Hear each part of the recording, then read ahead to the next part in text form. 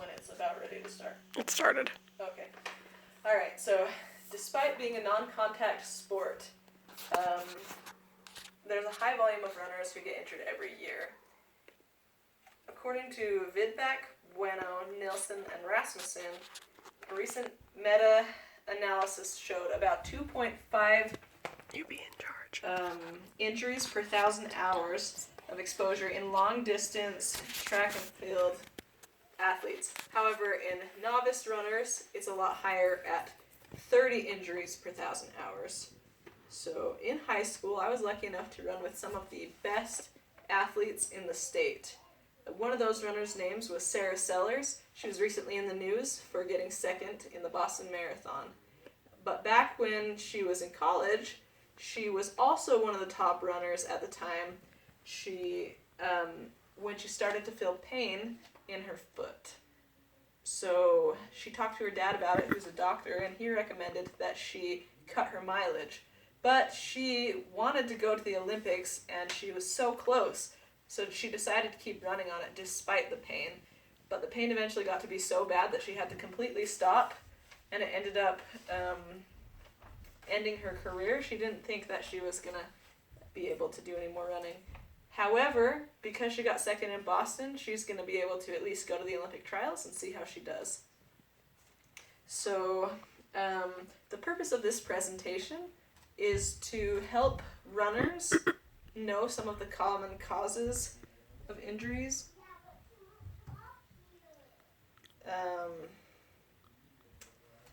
and prevent them. So the two in particular that I'd like to focus on are shin splints and stress fractures. In my own running experience in high school and college, I never had any pain in my knees, but I did have other pain that I had to deal with.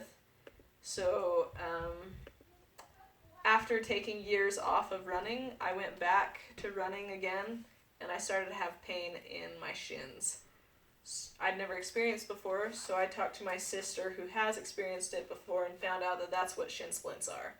So it's often described as being pain on the inner side of the shin, but it's also sometimes on the back side of the shin, like shown in the picture there.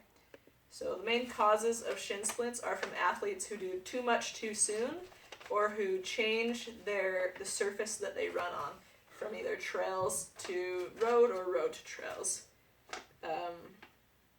How I ended up getting rid of shin splints was essentially starting over again.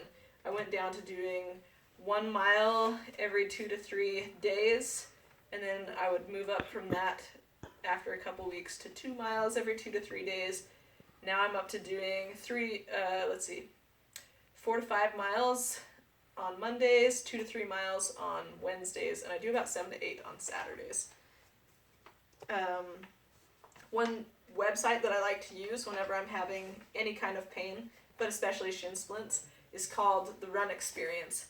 What they recommend doing when you have pain in your shins is using a foam roller, and it's kind of like this cross roll that you do on it. It's really better if you have somebody demonstrate it for you. So probably the most serious injury that a runner can experience is a stress fracture. According to the Journal of Sports Science and Medicine in 2017, this is generally caused by microscopic injuries.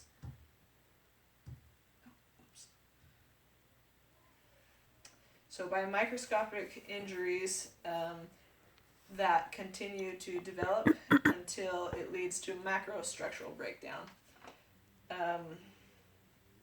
Unlike with shin splints, you generally do have to completely stop after having a stress fracture, but also like shin splints, it's usually caused from overwork and from doing too much too soon. So in my own experience in college, a lot of my teammates got stress fractures just from overwork is generally what caused it for them. And that's the same thing that happened with Sarah Sellers. She started to feel pain in her foot, but she ignored it until a small bone in her foot broke. These are just a couple examples of what a stress fracture would look like on somebody. So for most novice runners, it's important to think long term if you get caught up in the excitement, you'll probably get injured because you'll want to do a lot really soon. But you need to start out slow and then gradually build up. And if you think about it in a long-term mindset, you're usually going to be better off. The most important thing is to be aware of your pain and address it immediately instead of pushing through it. That's how you prevent. Those are the things that I have for how to prevent shin splints and stress fractures. Thanks for watching.